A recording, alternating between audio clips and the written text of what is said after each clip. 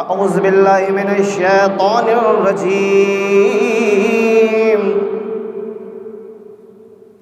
بسم اللہ الرحمن الرحیم تبارک الذی بیدہ الملک وہو علی کل شیء قدیر الذی خلق الموت والحیاة لیبلوکم ایکم احسن عملا وهو العزیز الغفور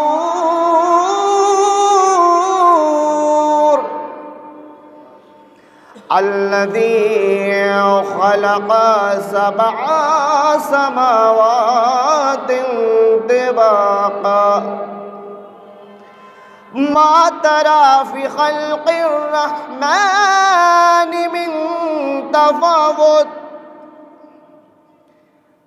فارجع البصر هل ترى من فطور ثم ارجع البصر كرتين ينقلب إليك البصر خاسئا وهو حسير وَلَقَدْ زَيَّنَا السَّمَاءَ الدُّنْيَا بِمَصَابِيحَ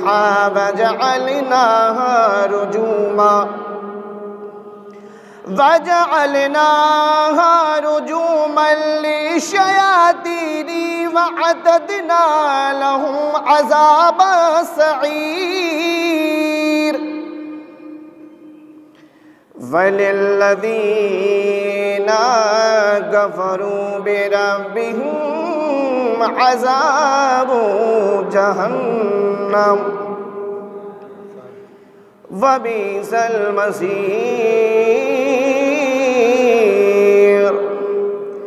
إِذَا أُلْقُوا فِيهَا سَمِعُوا لَهَا شَهِيقًا وَهِيَ تَفُورُ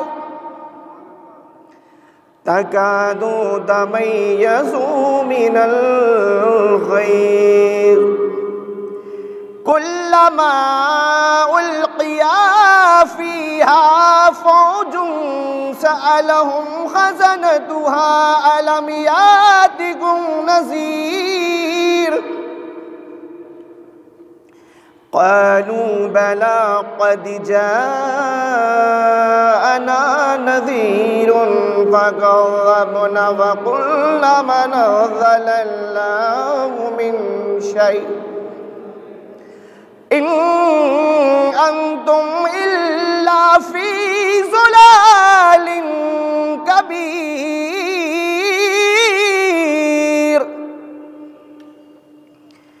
وقالوا لو كنا نسمع أو نعقل ما كنا في أصحاب السعير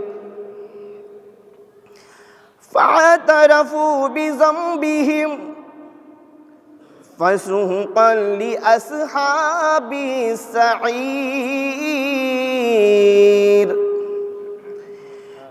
إن الذين يخشون ربهم بالغيب لهم مغفرة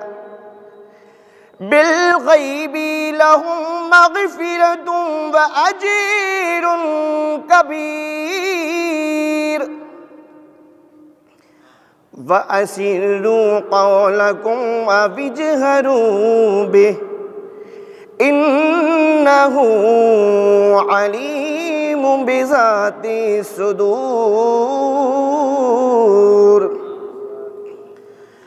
ألا يعلم من خلق وهو اللطيف الخبير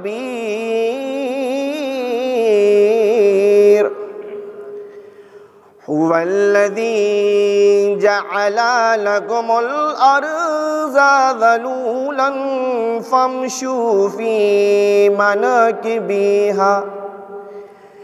فامشوا في مناكبها وكلوا من رزقه وإليه النشور أأمنتم من في السماء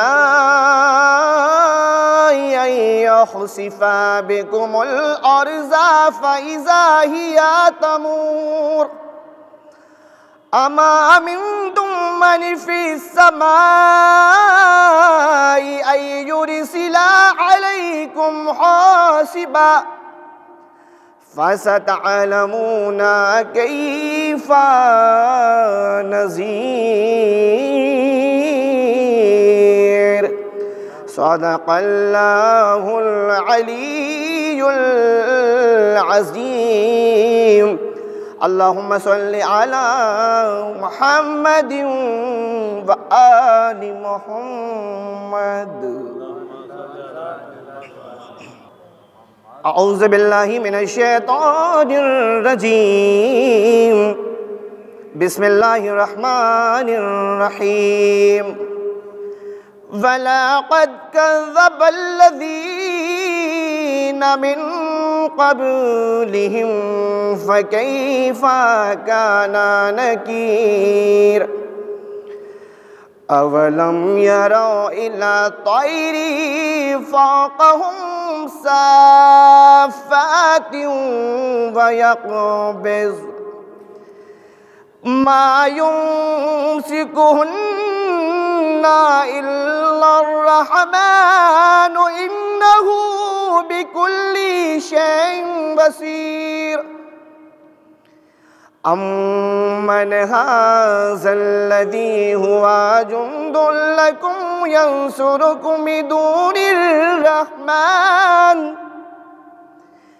إن الكافرون إلا في غرور أمن هذا الذي يرزقكم إن أمسك رزقه بل لجوا في عتو ونفور أفمن يمشي مكبا على وجهه أهدى أمن يمشي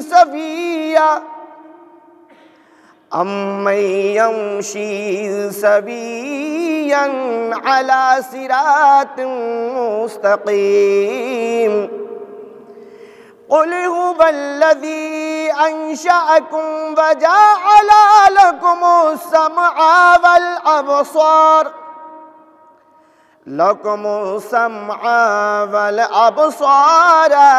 والأفئدة قليلا ما تشكرون قل هو الذي ذرأكم في الأرض وإليه تحشرون ويقولون متى هذا الوعد إن كنتم صادقين قل إنما العلم عند الله وإنما أنا نذير مبين فلما رأوا زلفة سيئت وجوه الذين كفروا وقيل هذا الذي كنتم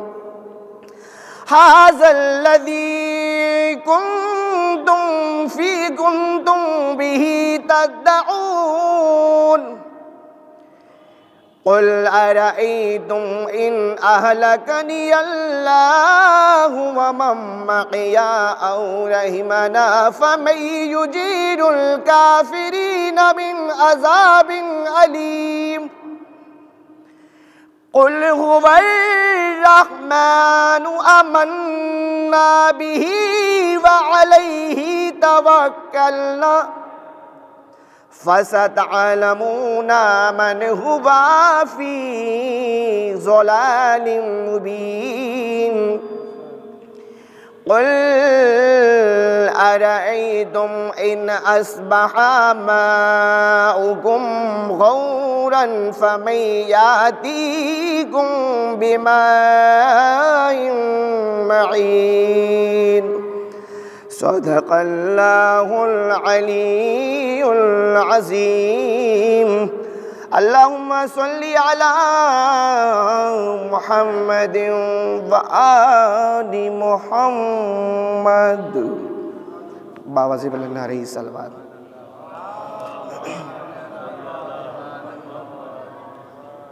کاتبوں نے لکھ دیا میری قسمت میں یا حسین کاتبوں نے لکھ دیا میری قسمت میں یا حسین کہتا رہوں گا جوش محبت میں یا حسین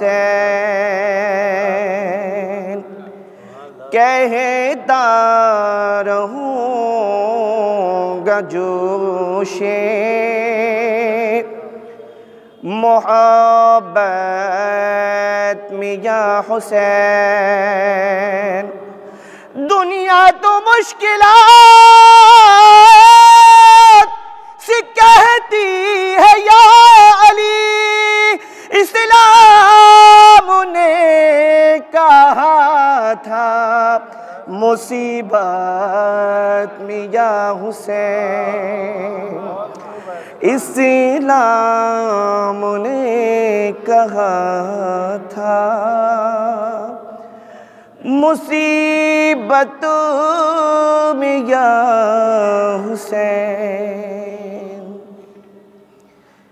تیروں سے چبھی لاش پہ مجبور سکینہ سونے کے لیے خالی جگہ ڈھونڈ رہی ہے تیروں سے چبھی لاش پہ مجبور سکینہ سونے کے لیے خالی جگہ ڈھونڈ رہی ہے جب سے چھٹا ہے پہلی دفعہ باپ کا سینہ سونے کے لیے خالی جگہ ڈھونڈ رہی ہے جب سے چھٹا ہے پہلی دفعہ باپ کا سینہ سونے کے لیے خالی جگہ ڈھونڈ رہی ہے لاشا جو اس نے دیکھا شہ مشرقین کا پہلے طواف کرنے لگی وہ حسین کا پہلے طواف کرنے لگی وہ حسین کا زخموں کے سوا اور نظر کچھ نہیں آتا سونے کے لیے خالی جگہ ڈھونڈ رہی ہے جب سے چھٹا ہے پہلی دفعہ باپ کا سینہ سونے کے لیے خالی جگہ ڈھونڈ رہی ہے بچی قریب میت سرور سی سکتی ہے حسرت سے بار بار وہ بابا کو تکتی ہے حسرت سے بار بار وہ بابا کو تکتی ہے، بابا سلا دو کہتی ہے رو رو کے حزینہ، سونے کے لیے خالی جگہ ڈھونڈ رہی ہے، جب سے چھٹا ہے پہلی دفعہ باپ کا سینہ، سونے کے لیے خالی جگہ ڈھونڈ رہی ہے، سوچا کمر پہ رکھ کے میں سو جاؤں اپنا سر، ارے یاد آ گیا کہ ٹوٹی ہے شبیر کی کمر، یاد آ گیا کہ ٹوٹی ہے شبیر کی کمر، امو بھی نہیں جس سے کہے حال وہ اپنا، سونے کے لیے خالی جگہ ڈھونڈ رہی ہے، جب سے چھٹا ہے پہلی دفعہ باپ کا سینہ، سونے کے لیے خالی جگہ ڈھونڈ رہی ہے، دامن جلا ہوا ہے نہیں دل کو ہے قرار، بابا کا حال دیکھ کے روتی ہے زار زار، بابا کا حال دیکھ کے روتی ہے بار بار، سوئے کہاں پہ باپ کا پامال ہے لاشا، سونے کے لیے خالی جگہ ڈھونڈ رہی ہے، جب سے چھٹا ہے پہلی دفعہ باپ کا سینہ، سونے کے لیے خالی جگہ ڈھونڈ رہی ہے، خالی جگہ جو لاش وہ بچی وہ پا گئی، حیدر وہاں پہ زینب دلگیر آ گئی، حیدر وہاں پہ زینب دلگیر آ گئی، دیکھا کہ سر کو پیروں کے تلوے پہ ہے رکھا، سونے کے لیے خالی جگہ ڈھونڈ رہی ہے، جب سے چھٹا ہے پہلی دفعہ باپ کا سینہ، سونے کے لیے خالی جگہ ڈھونڈ رہی ہے۔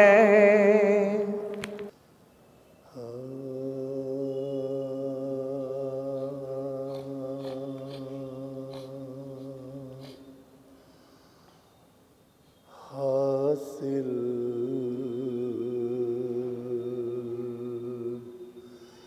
جسے مولا کی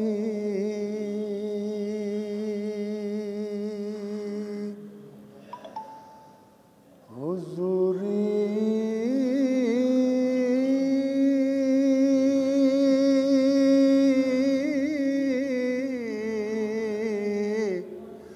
ہو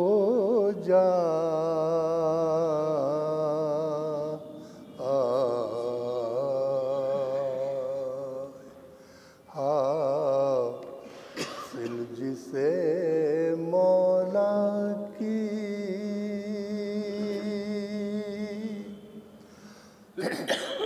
حضوری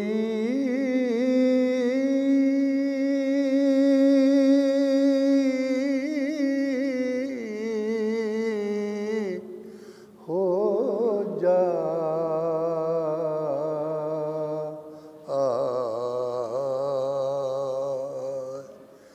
رے دنیا کے غم و رنج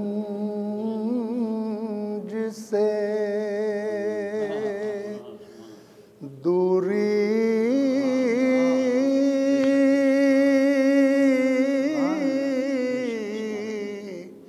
ہو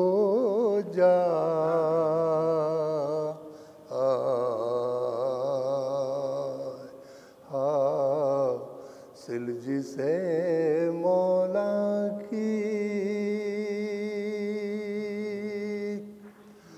और सल्ले अला मजलिस से पुरनूर हुसैन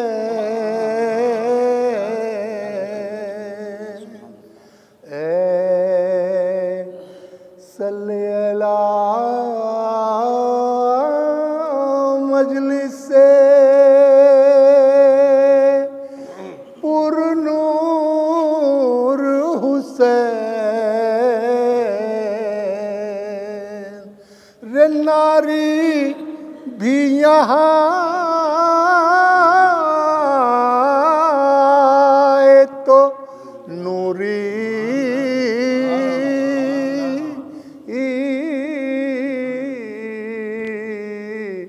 हो जाए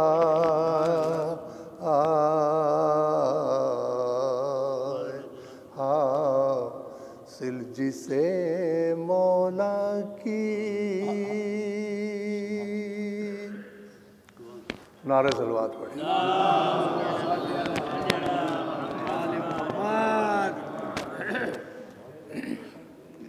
एक कथा और समाज परवान है।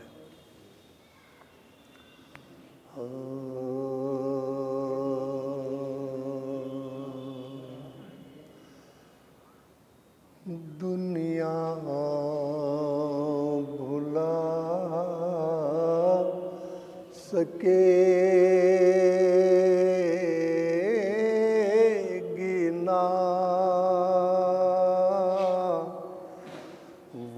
मुस्तफा का प्यार दुनिया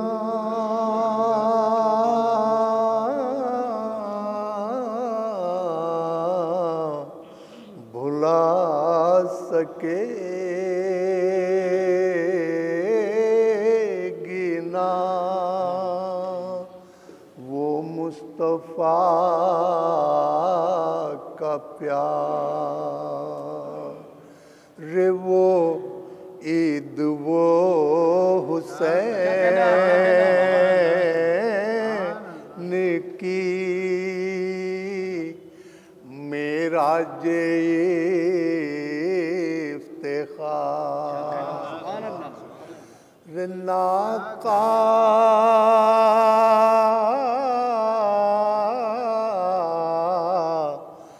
रसूल सा शहे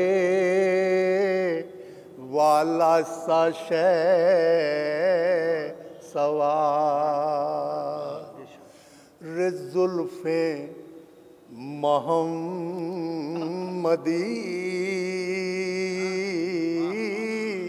सी खुदा साज वो मेहार जुल्फे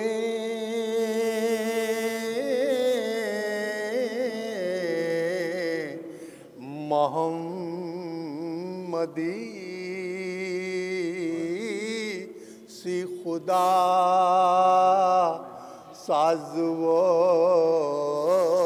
मेहार खींचा अगर कभी तो कभी ढील छोड़ दी रे चाहा जिधर को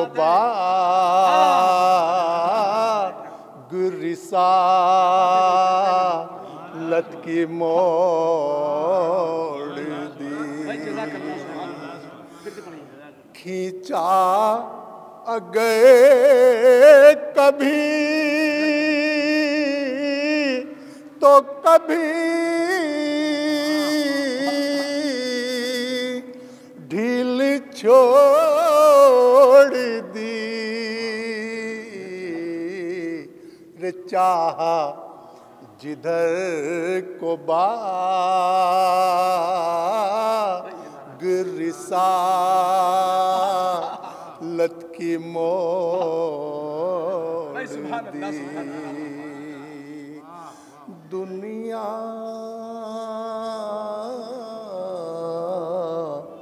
بھلا سکے. نعرہ صلوات پڑھ.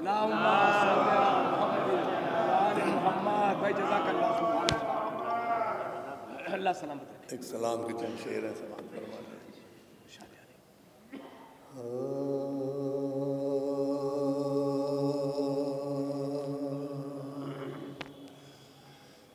ایک کے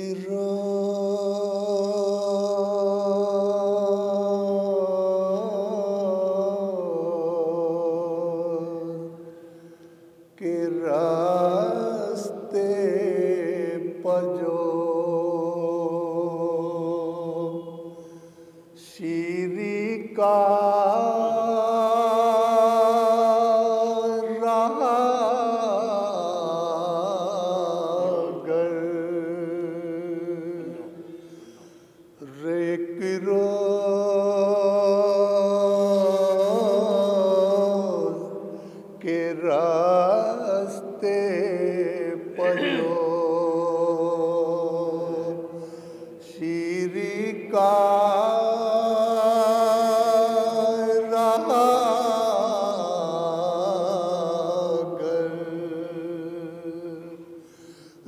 خواب اس نے یہ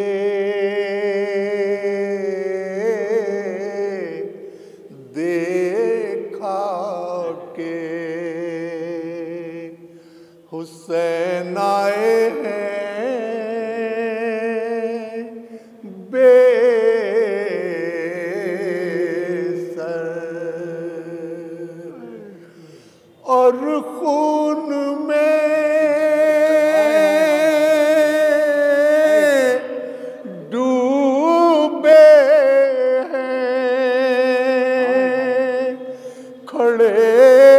سہن کے اندر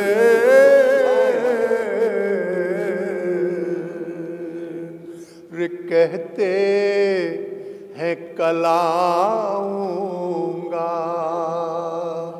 کہتے ہیں کل آؤں گا تیرے گھر میں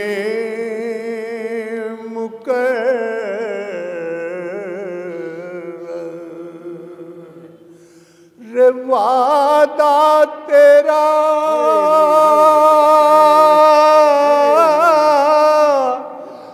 لایا ہے مجھے کرب و بلا سے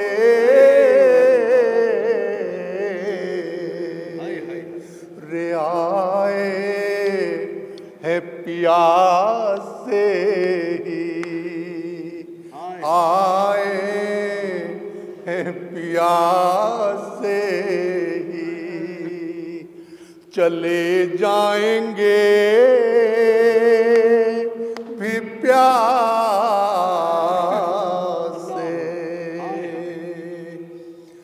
رے ایک بات میں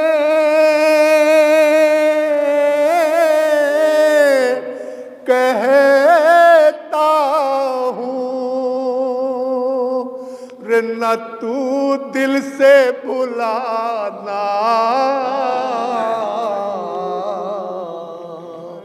رے بچے میرے آتے ہیں، بچے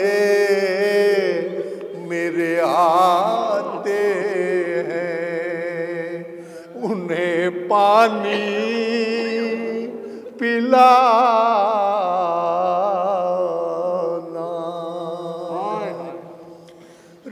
سجاد سے کہنا کہ نہ تم غصے میں آنا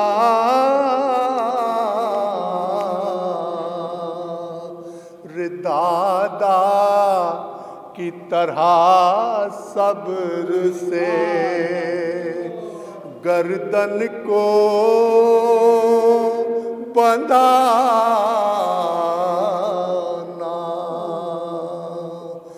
رعایا جو کرے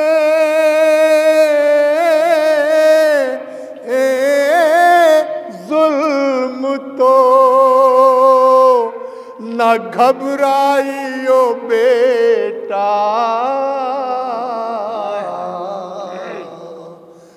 لے جائیں جہاں ساتھ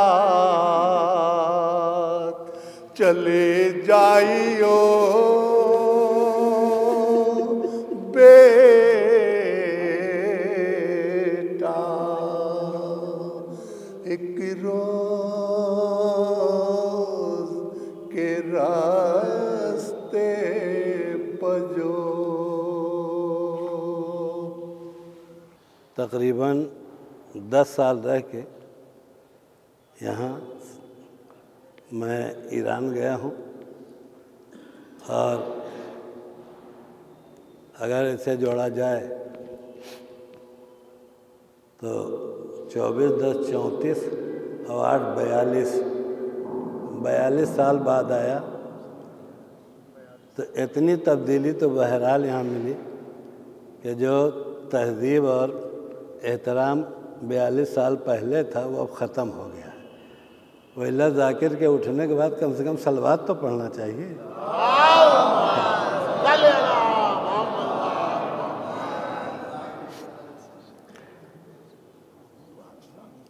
رحم اللہ من قرأ الفاتحہ۔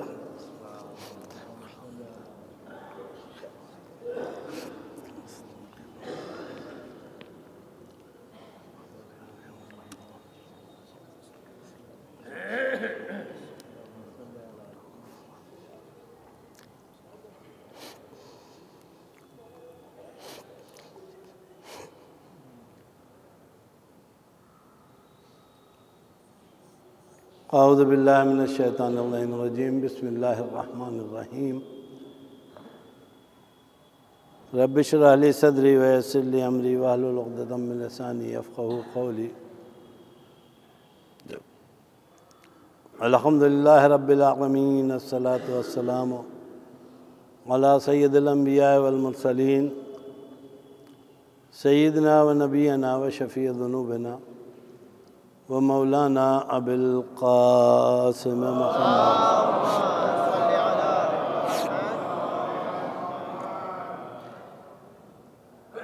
وآلہ الطیبین الطاہرین المعصومین، اما بعد، فقد قال اللہ تبارک و تعالی فی کتاب المجید و فرقان الحمید وقولہ الحق وہو اصدق القائلین۔ بسم اللہ الرحمن الرحیم۔ هل أتى على الإنسان حين من الدهر لم يكن شيئا مذكورا إنا خلقنا الإنسان من نطفة أمشاج نبتليه فجعلناه سميعا بصيرا۔ ایک صلوات۔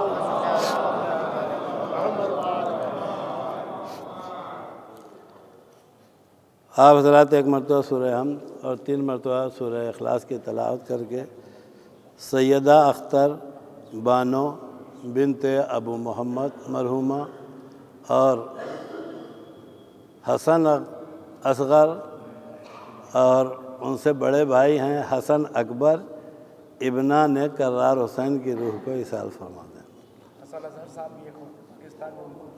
ہاں، اس میں آپ حضرات حسن اظہر صاحب کو بھی شامل کر لیں۔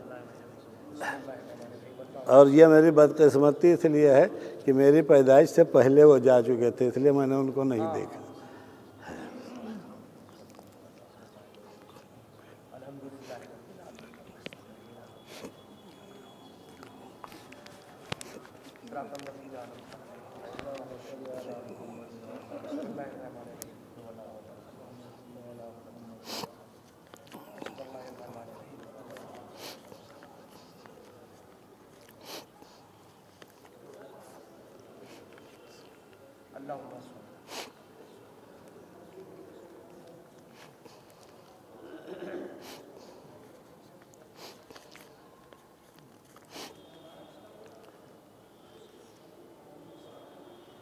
سورہ دہر کی ابتدائی 2 آیتیں جس کو سرنامہ کلام قرار دیا ہے۔ شروع کرتا ہوں خدائے رحمان الرحیم کے نام سے۔ کیا انسان پہ ایسا وقت نہیں گزرا ہے کہ جب دور دور تک اس کا کہیں پتہ اور تذکرہ نہیں تھا؟ پھر خدا کہہ رہا کہ انا خلقنا الانسان من نطفۃ امشاج، میں نے اس انسان کو ملے جلے نطفے سے پیدا کیا، اور پیدا کرنے کی غرض یہ ہے کہ نبتلی، تاکہ میں دونوں کی آزمائش کروں، اور میں کمزوری کو جانتا ہوں اس لیے کہ پیدا کرنے والا میں ہوں، مجھ سے بہتر کون جانے گا کہ یہ امتحان ایسے ہی پیدا کر کے چھوڑ دیا جائے تو یہ امتحان دینے کے لائق نہیں ہے۔ فَجَعَلْنَاهُ سَمِيعًا بَصِيرًا، بس ہم نے ان کو سننے کے لیے کان بھی دے دیا اور دیکھنے کے لیے جو ہے وہ آنکھیں بھی دے دی۔ اس کی وجہ یہ ہے کہ علم کے جو ذرائع ہیں ان ذریعوں میں سے سب سے پہلا ذریعہ ہے کان۔ اگر کسی کے پاس کان نہ ہو تو وہ پڑھا لکھا نہیں ہو سکتا۔ اس کے بعد دوسرا ذریعہ ہے آنکھ، لیکن اگر آنکھ نہ بھی ہو تب بھی انسان جانکار ہو سکتا ہے۔ مثلا آنکھ کا کام ہے لکھا ہوا دیکھ کے پڑھنا، کان کا کام ہے بولا ہوا سن کے جو ہے وہ یاد کرنا۔ بہت سے لوگ ایسے ہیں، اب تو دھیرے دھیرے وہ زمانہ ختم ہو رہا ہے کہ پہلے آپ حضرات نے دیکھا ہوگا کہ بہت سے ہمارے خاندانوں کی بوڑھی عورتیں تھیں جو لکھنا پڑھنا نہیں جانتی تھیں، وہ اپنے شوہروں کا خط بھی گاؤں کی کوئی دوسری پڑھی لکھی عورت سے پڑھوایا کرتی تھی۔ لیکن اس کے بعد اگر ان سے پوچھا جائے امام حسین کے بارے میں تو وہ بہت کچھ جانتی تھی۔ تو جو عورت پڑھنا نہیں جانتی وہ کیسے جانتی ہے؟ اس کی وجہ یہ ہے کہ دیکھ کے پڑھنے کے لیے پڑھا لکھا ہونا ہے، سن کے پڑھنے کے لیے جو ہے وہ پڑھا لکھا ہونا ضروری نہیں ہے۔ کوئی صاحب کہیں ہم تو کتاب پڑھنا ہی نہیں جانتے، کتاب نہیں پڑھنا جانتے ہیں، مجلسوں میں چلے آئیے، مجلسوں میں آپ کو سب کچھ بتا دیا جائے گا، وہیں سے سیکھ کے چلے آئیے گا۔ اور یہ مجلس، اس کی خصوصیت جانتے ہیں کیا ہے؟ جو چیز مجلسیں پوری کرتی ہیں وہ دنیا کا کوئی ادارہ پورا ہی نہیں کر سکتا۔ سب سے پہلے آپ لوگ تصدیق کر دیں کہ جب میں کہہ رہا ہوں یہ سنائی دیا کہ نہیں؟ ہاں، مولانا موصوف نے میرا نام لے کے پکار کے سب کچھ کہہ دیا، میں مولانا سے پوچھ رہا ہوں کہا کیا؟ ہاں وہی کہہ رہے ہیں نا۔ تو لہذا اگر اس کو تھوڑا سا ایسا بنا دیا جائے کہ سنائی دینے لگے، بلڈنگ ایکو کرتے، تو آج کل انجینئرنگ جو ہے وہ اتنا پیچھے نہیں ہے۔ انجینئرنگ کا کمال یہ ہے کہ کسی انجینئر کو لے کے آئیے، وہ سیٹ کرے گا، ایکو کرنا بند ہو جائے گا۔ ایک صلوات پڑھ دیں محمد۔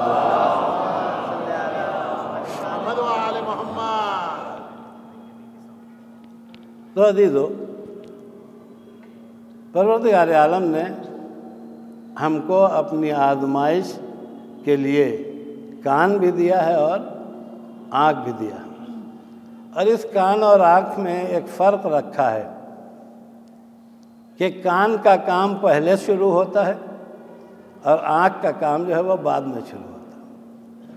اور اس کی سب سے بڑی علامت اور سب سے بڑی دلیل یہ ہے کہ اگر آنکھ کا کام پہلے شروع ہوتا تو ہمارے مذہب میں، ہماری تعلیمات میں قرآن دکھانے کا حکم ہوتا، اذان کہنے کا حکم نہ ہوتا۔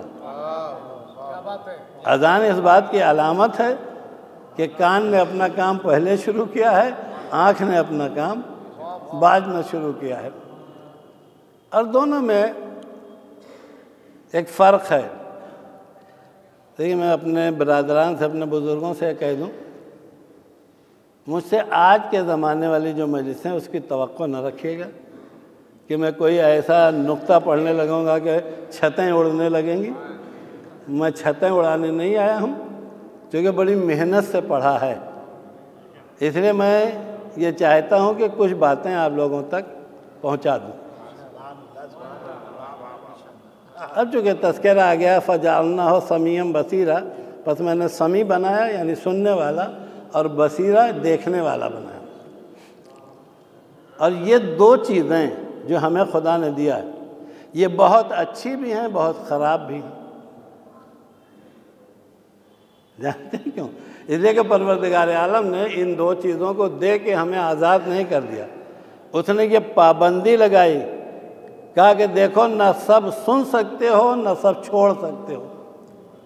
اس بات کو آپ ذہن میں رکھیے گا۔ اگر آپ کو سننے کی طاقت مل گئی ہے تو اس کا مطلب نہیں ہے کہ آپ آزاد ہیں، جو جی چاہے وہ سنو،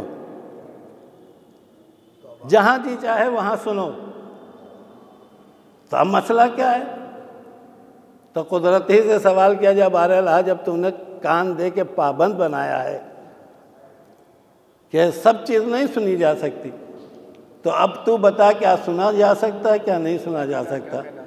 تو قدرت نے پکار کے کہا چونکہ تمہارے اندر اتنی صلاحیت نہیں رکھی ہے کہ تم تمیز پیدا کر لو کہ کیا سنا جا سکتا ہے کیا نہیں سنا جا سکتا، اسی لیے تم سے پہلے میں نے ہادی کو بھیجا ہے، وہ ہادی بتائے گا کہ کیا سننا ہے کیا نہیں سننا۔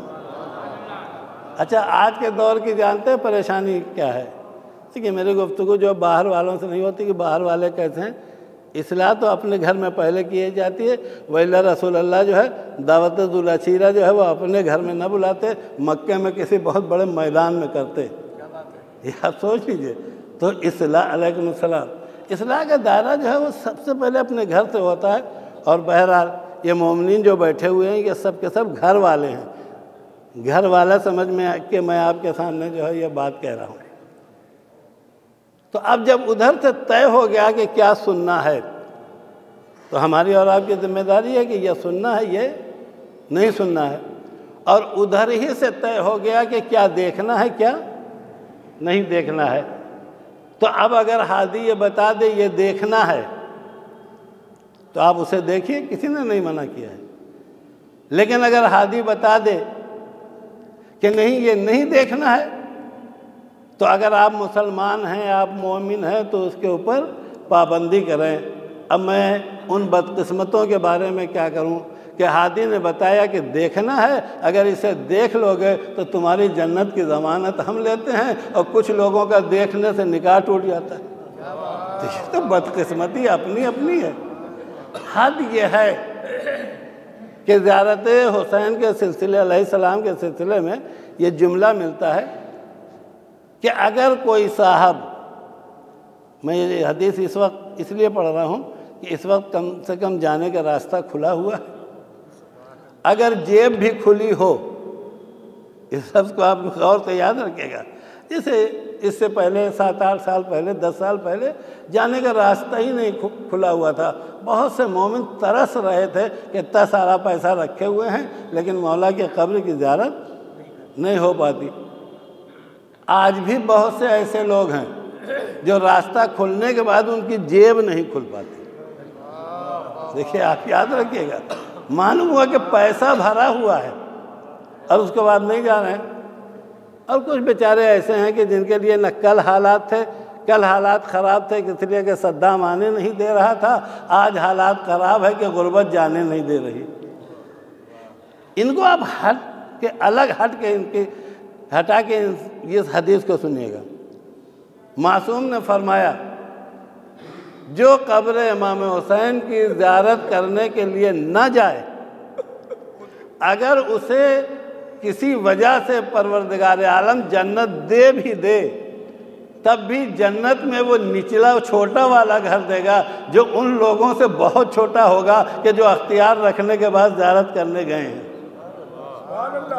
اب آپ سوچیں کتنا آسان ہے، کوئی شہر ایسا نہ ہوگا۔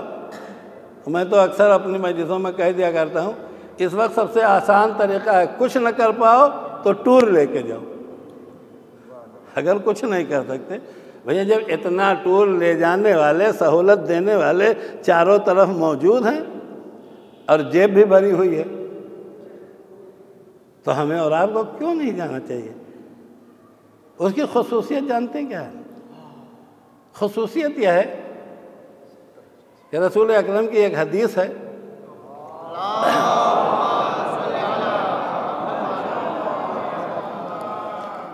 کہ اپنے فرزند امام مظلوم کو خطاب کر کے فرمایا کہ میرے لال، پروردگار عالم نے تجھے تیری زحمتوں، تیری قربانیوں کے بدلے میں 3 کمال ایسا دیا ہے جو اولین و آخرین میں کسی کو نہیں دی۔ میں سب سے پہلے بات کی اہمیت کو پہنچانے کے لیے خود رسول سے ہاتھ جوڑ کے کہوں، اولین میں آپ بھی ہیں۔ اس بات کو آپ ذہن میں رکھیے گا کہ نبی فرما رہے ہیں کہ اولین یعنی آدم سے لے کے مجھ تک، اور مجھ سے لے کے جو ہے وہ قیامت تک، یہ نہ کسی نبی کو ملی ہے نہ کسی وصی کو ملی ہے، وہ پروردگار عالم نے مخصوص کر رکھی ہے بیٹا تمہارے لیے۔ تو امام حسین نے پوچھا کہ نانا یہ کون سی چیز 3 ایسی ہیں جو صرف ہمارے لیے مخصوص ہے؟ اب یہاں پہ میں ایک جملہ اور سنا دوں۔ میرے استاد آغا وجدانی، جو لوگ ایران میں پڑھتے ہیں، ہو سکتا ہے یہ بچے ہمارے جو ہے وہ بعد کے گئے ہوئے ہیں، ان کا انتقال ہو چکا ہو، لیکن میں ایک جملہ کہنا چاہتا ہوں کہ جب وہ باحیات تھے تو ہندوستان کی کسی یونیورسٹی کے کسی کلاس میں اتنے بچے نہیں ہوتے جتنے بچے جو ہے ان کے کلاس میں ہوتے تھے۔ صبح 7 بجے کے کلاس میں 2000 سے 3000 تک بچے ہوتے تھے جن کو وہ پڑھایا کرتے تھے۔ اب ایسا جلیل القدر استاد ایک دن درس دیتے دیتے کہتے ہیں کہ خدا نے امام حسین کو ایک ایسی خصوصیت دی ہے جو کسی کو نہیں دی۔ کسی کا مطلب کسی کو، آپ یہ نہ سوچیں کہ حضرت علی کو ملی ہوگی، رسول اللہ کو ملی ہوگی، کسی کو نہیں دیا۔ اب جب پوچھا کہ نبی وہ کیا چیز ہے کہ جو خصوصیت کسی کو نہیں ہے، تو اب پہلی والی حدیث کا پہلا جملہ کہا الشفاء فی تربتہ، پروردگار عالم نے آپ کی قبر کی مٹی میں شفا رکھی ہے، شفا رکھی ہے۔ اور اگر اس جملے کو آپ نے سن لیا ہے تو میں بڑے دعوے اور بڑی ہمت سے کہہ رہا ہوں، مدینے میں چلے جائیے، مدینے کی مٹی نہیں کھائی جا سکتی، جو ہے وہ وہیں بقی میں چلی جائیے، بقی کی مٹی نہیں کھائی جا سکتی، سامرہ میں چلے جائیے، سامرہ کی مٹی نہیں کھائی جا سکتی، کاظمین میں چلے جائیے، نہیں کھائی جا سکتی۔ اگر کوئی مٹی ایسی بابرکت ہے جو بیمار کو شفا دینے کے لیے کھائی بھی جا سکتی ہے اور کھلائی بھی جا سکتی ہے تو وہ قبر مظلوم امام حسین علیہ السلام ہے جو اتنی برکتوں کی حامل ہے۔ کہیں جانے کے طفیل میں ہو سکتا ہے ایک ذرہ مل جائے۔ یہ پہلی صفت ہے جو کسی کے پاس نہیں ہے۔ اور دوسری صفت کے بارے میں جانتے ہیں کیا کہا؟ کہا کہ الامامۃ فی ذریتہ، خدا نے امامت بیٹا تمہاری نسل میں رکھی۔ ابھی تک جو ہے وہ ہمارے جو بچے ہیں وہ اپنے حساب سے، اس لیے کہ وہ جہالت کا زمانہ ختم ہو گیا کہ مولوی صاحب چاہے جو پڑھ کے چلے جائیں، اب بچے سن کے چلے جائیں گے، وہ کچھ پلٹ کے بول لیں گے نہیں۔ جانتے کس اعتبار سے کہا؟ اس لیے کہ پروردگار عالم نے ایک خصوصیت برپا کی ہے کہ ہر امام کے ایک بیٹے کو امام بنایا ہے، کسی دوسرے بیٹے کو امام نہیں بنایا ہے۔ یہ خصوصیت تنہا مولا کائنات اور صدیقہ طاہرہ کی ہے کہ ان کے 2 بیٹوں کو امام بنایا۔ یہ صرف خصوصیت جو ہے وہ اسی جگہ پہ پائی جاتی ہے، اس جگہ کے بعد اب آپ کو کوئی دوسرا نہ ملے گا۔ زہرا اور علی کے 2 بیٹے امام ہیں، ایک کا نام ہے حسن اور ایک کا نام ہے حسین۔ تو اب اگر یہ 2 بیٹے ہیں تو اس کے بعد نبی کہہ رہے ہیں کہ پروردگار عالم نے امامت تمہاری ذریت میں رکھی ہے، اس کا مطلب حسن کی امامت کے بعد حسن کا سلسلہ امامت ختم ہو جائے گا، لیکن حسین کی امامت کے بعد حسین کا سلسلہ امامت کبھی ختم ہونے والا نہیں ہے۔ اسی لیے آپ دیکھیں امام حسین کے بعد امام کا بیٹا زین العابدین امام ہے، ان کا بیٹا امام باقر امام ہے، ان کا بیٹا امام صادق امام ہے۔ یہ سلسلہ آگے تک گیا ہے، اور جانے کے بعد امام حسن عسکری تک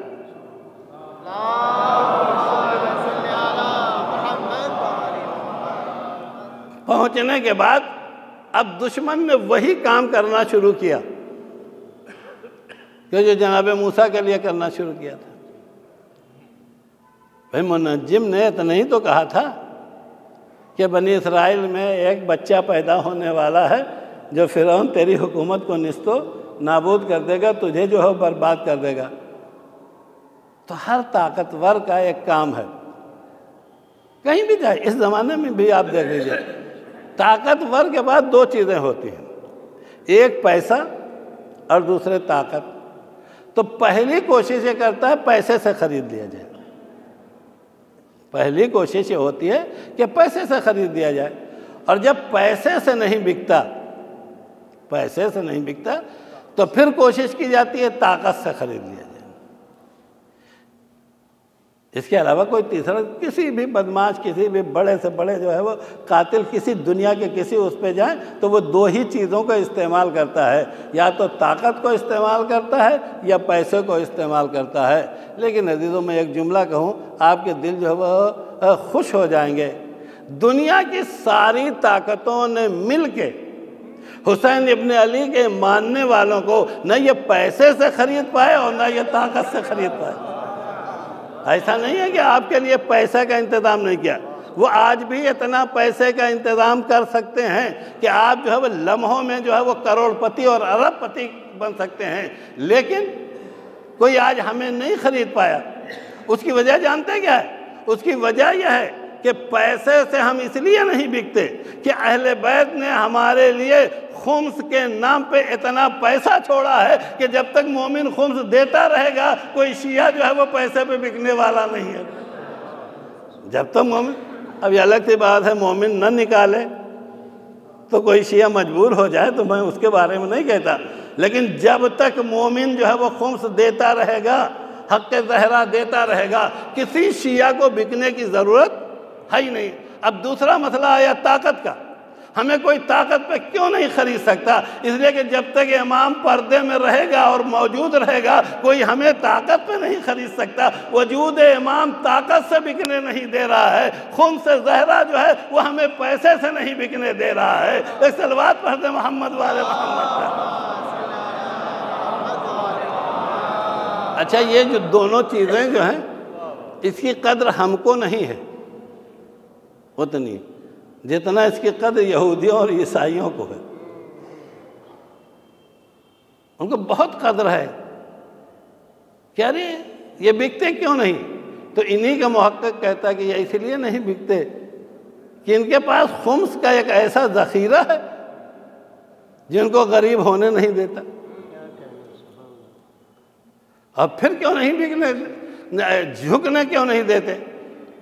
تو ہے خود ہی فیصلہ کرتے ہیں۔ ان کے پاس طاقت کا ایک امام ہے، طاقت کا ایک امام ہے جو ان کو جھکنے نہیں دیتا۔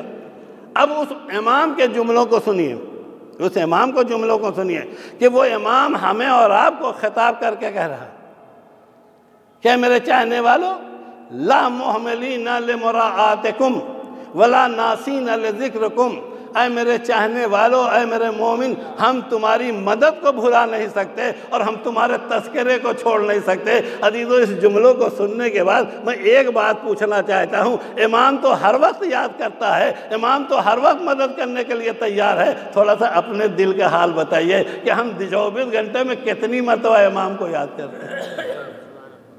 خدا آپ اندازہ لگا رہے؟ اچھا، کوئی صاحب کہیں ارے ہم تو یاد کرتے ہیں۔ اگر آپ یاد کرتے ہیں تو وہ آپ کا کارنامہ نہیں ہے، وہ کارنامہ بھی ہمارے ان بزرگ علماء کا ہے جنہوں نے ہر نماز، ہر مجلس اور ہر محفل سب کے بعد زیارت لگا دیا۔ سب کے ساتھ جو زیارت لگا دیا ہے، اور اس زیارت میں اچھا زیارت امام حسین پڑھ لیتے بس کافی تھا یا نہیں تھا؟ کبھی کبھی ہم لوگ مجلس کے بعد چھوٹی والی زیارت پڑھتے ہیں، السلام علیکم یا ابا عبداللہ، السلام علیکم یا رسول اللہ، السلام علیکم ورحمۃ اللہ وبرکاتہ۔ لیکن یہ مولوی صاحب ہر مجلس میں 3 طرف جو ہے وہ کیوں گھماتے ہیں؟ کبھی اس بات کے اوپر غور کیا کہ ہم 3 زیارت کیوں پڑھتے ہیں؟ پہلی زیارت جو امام حسین کی پڑھتے ہیں، اس کے پڑھنے کی وجہ یہ ہے کہ خود جو ہے دین جب خطرے میں تھا، دین جب مٹنے والا تھا تو یہی وہ امام ہے جس نے قربانی دے کے قیامت تک کے لیے دین کو بچا لیا۔ تو جب تک دیدار رہنا ہے زیارت حسین پڑھنا ہے، دین چھوڑ کے چلے جاؤ نہ پڑھنا زیارت۔ لیکن اگر آپ کو دیدار رہنا ہے تو آپ کو امام حسین کی زیارت پڑھنا ہے۔ اس کے بعد کچھ لوگوں نے ایک نیا شوشہ اٹھایا، کہا ٹھیک ہے امام حسین کی زیارت پڑھا جائے، یہ امام رضا کی زیارت کیوں پڑھنا؟ تو اس پہ الزام جانتے ہو کیا لگا؟ کہ نہ یہ رضوی سادات کا سارا کاروبار ہے، چونکہ ان کے اجداد ہیں۔ نہیں عزیزو، یہ رضوی سادات کا کاروبار نہیں ہے، یہ رسول اللہ کی تاکید ہے کہ رسول اللہ نے خود اعلان فرمایا کہ میرا ایک لال وہ طوس میں دفن ہو جائے گا، طوس میں دفن ہوگا، میرے چاہنے والوں کی ذمہ داری ہے کہ اس کی زیارت کے لیے جائے۔ تو تاکید کیا ہے کہ طوس والے میرے فرزند کی زیارت کرنے کے لیے جائیے۔ تو جو لوگ جا سکتے ہیں وہاں پڑھیں، جو لوگ نہیں جا سکتے ہیں وہ نماز کے بعد پڑھیں، وہ مجلس کے بعد پڑھیں، وہ محفل کے بعد پڑھیں، تاکہ امام یاد رہے۔ اب اس کے بعد بچہ کون؟ تیسری زیارت جو ہے وہ اپنے وقت کے امام کی ہے۔ تو اگر وہ ہم سب کے وقت کا امام ہے تو اتنی ذمہ داری تو بنتی ہے کہ وہ ادھر سے پکار کے کہتا ہے ہم تم کو نہیں بھول رہے ہیں، تو تمہاری ذمہ داری بھی ہے کہ تم اس کو نہ بھولو، تمہاری ذمہ داری ہے کہ تم بھی اس کو نہ بھولو۔ اور یہی کام ہمارے علماء نے کیا ہے کہ تینوں طرف زیارت کو جو ہے وہ قائم کر کے سب کو یہ بتا دیا کہ حسین کی زیارت پڑھو کیونکہ حسین نے دین بچایا ہے، امام رضا کی زیارت پڑھو اس لیے کہ رسول اللہ نے کہا ہے، امام زمانہ کی زیارت پڑھو اس لیے کہ امام زمانہ تمہاری زیارت کرتے ہیں، تو تمہاری انسانیت کا تقاضا ہے کہ تم ان کی زیارت کرو۔ ایک صلوات پڑھیں محمد والے محمد پر۔ اب اس کے بعد تیسرا کمال جو بتایا وہ جانتے ہیں کیا ہے؟ پہلا یہ ہے کہ الشفاء فی تربتہ، آپ کی مٹی میں شفا ہے۔ الامامۃ فی ذریتہ، امامت آپ کی نسل میں ہے۔ اس کے بعد تیسری والی دعا جو لفظ استعمال کیا ہے وہ بڑی ہی عظمتوں کا حامل ہے۔ کیا اجابت الدعا تحت قبتہ، اگر کوئی ناچار اور پریشان دعا مانگے تو وہ دعا حسین کے قبے کے نیچے قبول ہوتی ہے۔ اب میں اپنے بزرگوں کے لیے اس کو آپ مسئلہ سمجھ کے سن لیجیے گا اور یاد رکھیے گا۔ جب لوگ زیارت کے لیے جاتے ہیں تو وہاں ایک مسئلہ شروع ہوتا ہے کہ آپ توضیح المسائل میں سن چکے ہوں گے کہ مسجدوں میں سن چکے ہوں گے کہ 4 جگہیں ایسی ہیں جہاں آپ کو اختیار ہے کہ 4 رکعتی نماز ہیں، چاہے 4 رکعت پڑھیے چاہے 2 رکعت پڑھیے۔ ان 4 جگہوں میں سے پہلی جگہ جو ہے وہ مدینہ ہے، دوسری جگہ مکہ ہے، تیسری جگہ کوفہ ہے، اور چوتھی جگہ جو ہے وہ قبہ امام حسین ہے، نہ کہ پورا کربلا۔ اس کو آپ یاد رکھیے کہ جو حضرات زیارت کے لیے جا رہے ہیں، اور امام حسین کے حرم میں بھی یہ جو بڑے بڑے چاروں طرف حال بنے ہیں، اگر اس میں نماز پڑھیں گے تو قصر پڑھیں گے۔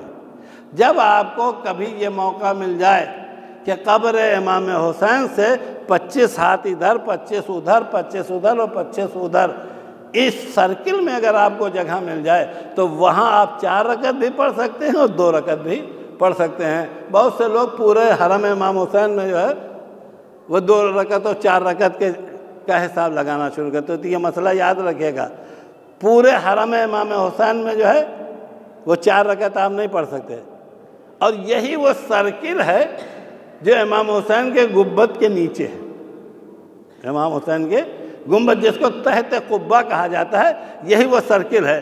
اب اگر کوئی صاحب چاہتے ہیں کہ ان کی دعا جو ہے وہ قبول ہو جائے، وہ جا کے باب اجابت سے ٹکرائے، تو پروردگار سے دعا کریں کہ پروردگار عالم مجھے کربلا پہنچا دے، تاکہ میں وہاں تحت قبہ جا کے خدا سے کہوں کہ بار الہ تیرے اس مظلوم حسین کا صدقہ ہے کہ میری اس زیارت کو قبول فرما دے۔ ہندوستان میں فلاں فلاں لوگوں نے جو ہے وہ مجھ سے دعا کی التماس کیا ہے، ان کی دعاؤں کو پوری کر لے۔ عزیزو، آپ لوگوں نے مسئلہ سن لیا، لیکن اب ایک مسئلہ جو ہے وہ بار بار میرے ذہن میں آتا ہے حدیث پڑھنے کے بعد، اور اس کے بارے میں جو میں نے سوچا،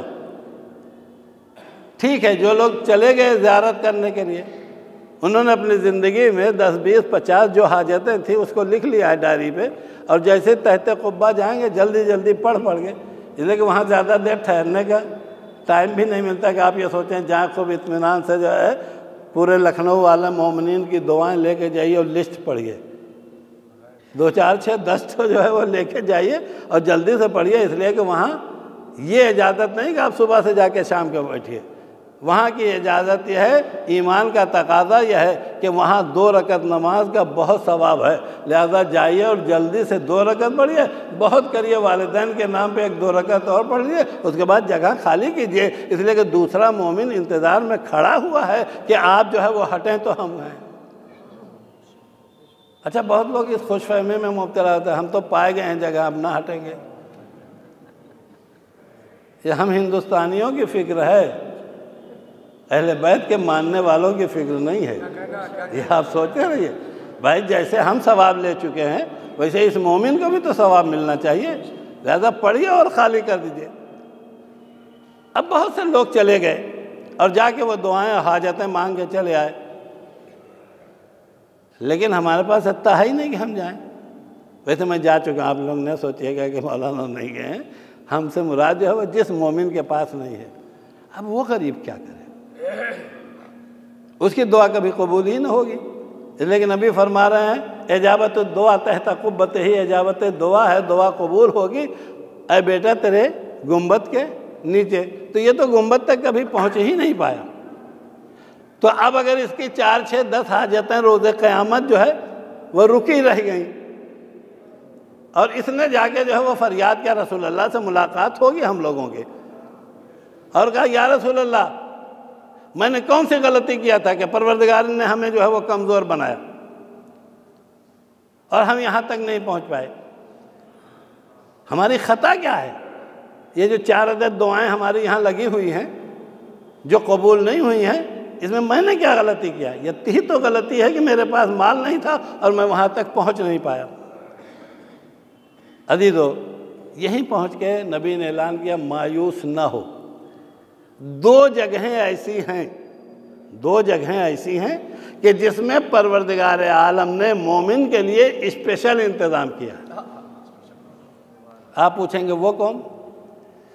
پہلا اسپیشل انتظام یہ ہے کہ نبی نے اعلان فرمایا کہ جب ہم اور آپ اس دنیا سے چلے جائیں گے اور قبر میں لٹا کے ہمارا بھائی واپس آئے گا، تو پہلی شب یہ ہے، پہلی شب جو آئے گی اس پہلی شب میں قبر کے دونوں حصے ملیں گے، جسے فشار کہا جاتا ہے، اور فشار اتنا مشکل کام ہے کہ ایک زمین قبر کے میں ہمیں اور آپ کو پیس کے رکھ دے گی، ہمیں اور آپ کو پیس کے رکھ دے گی۔ اب جتنے بڑے لوگ تھے اس لیے آپ نے سنا ہوگا ارے فلاں صاحب کی میت جو کربلا گئی، بھائی آپ کی کیوں نہیں جا پا رہی ہے؟ بھائی فلاں صاحب نواب صاحب تھے ان کی چلی گئی، فلاں صاحب جو کروڑ پتی صاحب تھے ان کی چلی گئی۔ اس غریب نے کون سی خطا کیا ہے کہ پیسہ نہیں اسی لیے جو ہے فشار میں دبے؟ اس نے تو ایک چیز تو آپ روز سنتے رہتے ہیں، مسجدوں میں نماز کے بعد اعلان ہوتا ہے فلاں مومن کا انتقال ہو گیا ہے، وحشت قبر پڑھ دیجیے، سنتے رہتے ہیں نہیں؟ وحشت قبر جو ہے وہ فشار کو روکتی ہے۔ لیکن جو اہم چیز ہے جس کی طرف میں آپ کو متوجہ کرنا چاہتا ہوں، ایک حدیث اور ہے کہ نبی نے فرمایا چونکہ حسین ابن علی کا خون زمین کربلا میں گر گیا ہے، لہذا اس خون کے صدقے میں پروردگار عالم نے زمین کربلا سے فشار ہٹا دیا۔ یعنی اگر ہم اور آپ یہاں مر جائیں گے تو ہماری قبر کا فشار ہوگا، لیکن اگر کربلا چلے جائیں گے تو ہماری قبر کا فشار نہیں ہوگا۔ میں کہوں گا بار الہا اب پھر وہی مسئلہ آ رہا ہے، پیسہ نہیں ہے، میرے بچے بھیجیں تو کیسے بھیجیں؟ ان کے پاس مال نہیں ہے، ان کے بچے بھیجیں تو کیسے بھیجیں؟ ایک مرتبہ نبی نے پکار کے کہا کہ گھبرانے کی ضرورت نہیں ہے، کربلا جانے کی تڑپ پیدا کر دو، اگر تم مر جاؤ گے تو خدا 2 فرشتے معین کرے گا، جو غلط دفن ہو گئے ان کو نکال کے یہاں لائے گا، جو یہاں والا ہے اسے وہاں پہنچائے گا۔ یعنی کتنی آرزوئیں، کتنی تمنائیں ہماری جو ہے وہ مولا نے پوری کر دی۔ تو ایک خصوصیت یہ رکھی، مرنے میں کوئی پریشانی نہیں ہے، حسین تک پہنچنے کی جگہ کا ارادہ رکھو۔ بہت سے ہیں کہنا کون جائے، تو اگر زندگی میں کون جائے ہے تو مرنے کے بعد بھی کون جائے رہے گا۔ تم اگر نہیں جا سکتے ہو تب بھی اپنے دل میں تمنا تو پیدا کرو کہ ہم حسین کے ہاں تک جائیں۔ یہ خدا کی ذمہ داری ہے، اگر حالات نے زندگی میں نہیں جانے دیا ہے تو مرنے کے بعد خدا تمہیں وہاں پہنچا دے گا اور فشار قبر سے بچا لے گا۔ اور دوسری حدیث یہ ہے کہ نبی نے فرمایا کہ مومن دنیا کے کسی کونے میں کہیں بھی کھڑے ہو کے اگر حسین کے توسط سے جو ہے دعا مانگتا ہے، لکھنؤ میں مانگے، الہ آباد میں مانگے اور کسی شہر میں مانگے، تو پروردگار عالم 2 فرشتے معین کرتا ہے کہ یہ فرشتے آپ کی دعا کو مسجد سے لیں گے اور لے کے، اب ایک جملہ اور سن لوں، جہاں ہم لوگ ہیں اس فضا کا نام ہے فضائے کثیف، یعنی یہ وہ گاڑھی فضا ہے جس سے جلدی سے کوئی چیز نکل نہیں پاتی، لیکن اس کے بعد اگر آپ اور کچھ اوپر چلے جائیں گے تو اس کے اوپر جو ہے وہ فضائے بسیط ہوتی ہے، لطیف فضا ہوتی ہے۔ لطیف فضا کی خصوصیت یہ ہے اس میں سے ہر چیز گزر جاتی ہے، اس میں سے ہر چیز گزر جاتی ہے۔ چونکہ ہماری روحیں ہمارے اس کثیف بدن میں قیدی ہیں، لہذا اپنا کام نہیں کر پاتی۔ جس دن یہ روح ہمارے بدن سے آزاد ہوتی ہے تو روح چونکہ لطیف ہوتی ہے تو لطیف فضا میں چلی جاتی ہے، لطیف فضا میں۔ اب تو کم سے کم آپ کو انداز ہوا آپ کی دعائیں جو ہے وہ کثیف نہیں ہیں، آپ کی دعائیں ہیں لطیف۔ جائیں تو کیسے جائیں؟ اس کثیف مادے میں، کثیف دنیا میں قیدی ہیں، لہذا پروردگار عالم نے 2 فرشتے بھیجے، فرشتوں سے کہا اس کی دعاؤں کو لے کے چلو۔ اب فرشتے کہنے لگے جائیں کیسے، جائیں کیسے؟ تو قدرت نے پکار کے کہا فضائے کثیف سے فضائے لطیف کی طرف جانے کا راستہ ہے قبہ امام مظلوم، اس کے علاوہ کہیں سے راستہ نہیں ہے۔ آپ اپنی دعا کو باب اجابت تک بھیجنا چاہتے ہیں تو آپ کو وہی راستہ لے جانا چاہیے، چاہے خود پہنچا کے بھیجو یا فرشتوں کو ذریعہ بنا کے پہنچاؤ۔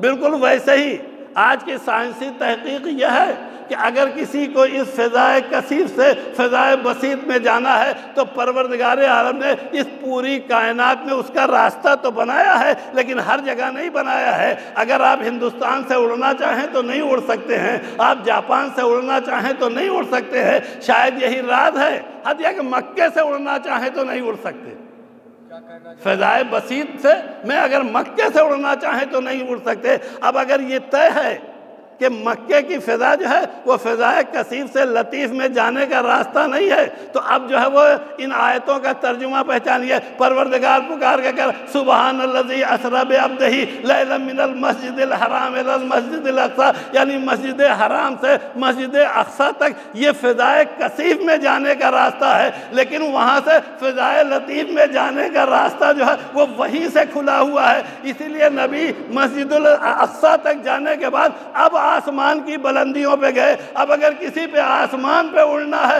تو اسے مسجد اقصی تک جانا ہے، کسی کو دعا بھیجنا ہے تو حسین کے پاس جانا ہے۔ ایک صلوات پڑھے محمد والے محمد پہ۔ دیکھیں اتنی دیر کی گفتگو تھی کہ آپ سبحان اللہ کہنے خوش ہو جائیں، لیکن اب اس کے بعد والی گفتگو سبحان اللہ کی نہیں ہے، یہ بالکل صاف، چونکہ یہ میرے بھائی بھی ہیں سب، انہوں نے اپنے ماں باپ کے ایصال ثواب کی مجلس برپا کی ہے۔ ماں باپ اور اولاد میں پروردگار عالم نے دوہرا رشتہ قائم کیا۔ جانتے ہیں دوہرا رشتہ کا کیا مطلب؟ اچھا، ہر باپ اس خوش فہمی میں مبتلا رہتا ہے کہ اللہ نے کہا بیٹے سے ابا کے سامنے جھکے رہو، اور ہمیں تو کچھ کرنا ہی نہیں۔ یہ فکر جو ہے آپ اپنے ذہن سے نکال لیں، حضرت ابا جتنے باپ ہیں وہ اپنے ذہن سے یہ فکر کو نکال دیں کہ سب جو ہے وہ لڑکے ہی سے کہا گیا ہے۔ جانتے ہیں کیوں؟ اس لیے کہ ابا اور بیٹے کا رشتہ ایسا ہے کہ جب تک دونوں نہ آئیں گے نہ کوئی باپ بن سکتا ہے نہ کوئی بیٹا بن سکتا ہے۔ اس چیز کو آپ غور کریں۔ اگر بیٹا پیدا نہ ہوتا تو آپ بنتے بنتے فرعون بن سکتے تھے، باپ نہیں بن سکتے تھے۔ اس بات کو آپ کو دیکھنا پڑے گا۔ اسی لیے فرعون باپ نہیں بن پایا، خدا بنا تھا۔ اس کا مطلب باپ بننے کے لیے ایک بیٹا چاہیے۔ اب دوسرا والا جملہ بھی سن لیں جوان لوگ، بیٹا بننے کے لیے اور باعزت بیٹا بننے کے لیے ایک باپ چاہیے۔ اس کو بھی آپ غور سے سنیں، اس لیے کہ اگر باپ نہ ہوگا تو تم باعزت بیٹے نہیں ہو سکتے ہو۔ کسی کو باعزت بیٹا بننا ہے تو اسے باپ چاہیے، اور کسی باپ کو باپ بننا ہے تو اسے بیٹا چاہیے۔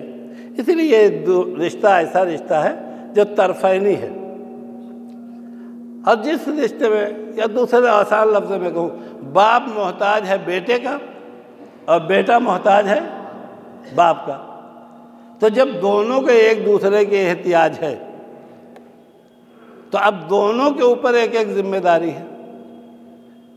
کوئی باپ صاحب یہ کہے ارے ہم تو باپ ہے، ہمارا کوئی کام ہی نہیں۔ نہیں، ایسا نہیں ہے۔ آپ باپ ہیں تو آپ کے اوپر ذمہ داری ہے، وہ بیٹا ہے تو اس کے اوپر ذمہ داری ہے۔ اچھا، جب کسی خطیب کو بلایا جاتا ہے چہلوں کی مجلس پڑھنے کے لیے نا، تو سارے بیٹوں کو پریشان کر کے چلے جاتے ہیں، ابا کا تذکرہ ہی نہیں کرتے۔ لہذا اس والی مجلس میں دونوں سنیے گا آپ کیا آپ ابا ہیں؟ جہاں آیات نے بیٹے کو آرڈر پہ آرڈر، آرڈر پہ آرڈر، آرڈر پہ آرڈر دیا،